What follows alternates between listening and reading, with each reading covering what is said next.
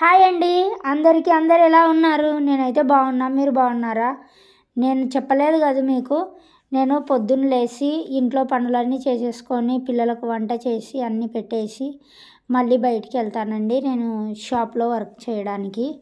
ఉదయం వచ్చేసి 9కి వెళ్తాను, 8:30కి వెళ్తాను ఉదయము. ఇంకా రాత్రి 9 వరకు ఉంటానండి షాప్లోనే. కాకపోతే ఈరోజు క్యారియర్ తీసుకెళ్ళలేదు నేను. అందుకోసమని ఇంకా దగ్గరలో ఉన్న షాప్కి వెళ్ళి ఇదిగో ఇలాగ ఉగ్గాని, బజ్జీ, కారం పొడి, బాగా పప్పుల పొడి, ఉల్లిపాయ, నిమ్మకాయ వేయించుకొచ్చుకున్నాను, తిన్నాను.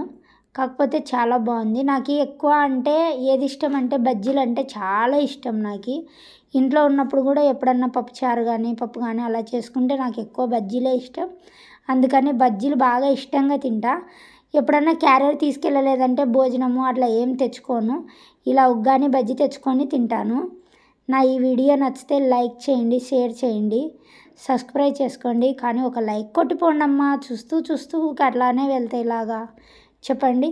కాబట్టి నేను షాప్లో వర్క్, ఇంట్లో పిల్లల్ని చూసుకోవడం, ఇంట్లో అన్నీ చేసుకోవడం, మళ్ళీ షాప్కి వెళ్ళడం అండి నా ఈ డ్యూటీ అండి. చూడండి నా కష్టాలు. నిజమే కదండి. ఆడదాని జీవితము మంచిగా ఉంటే మంచిగా ఉంటుంది. ఒక్కరవ్వ మలుపులు తిరిగింది అంటే కనుక జీవితమే ఫైల్ అయిపోతుంది. పొద్దున్న లేచి రాత్రి వరకు ఇంతగానం కష్టపడితే కూడా కనీసం పావుల రూపాయి సంపాదించుకోనికే లేకుండా పోయింది. ఇలాంటి కష్టాలు ఇంకొకరికి ఉండకూడదు. కానీ ఏం కష్టాలు, కష్టం చేసుకొని బతకడానికి అనుకోని ఉండొచ్చు.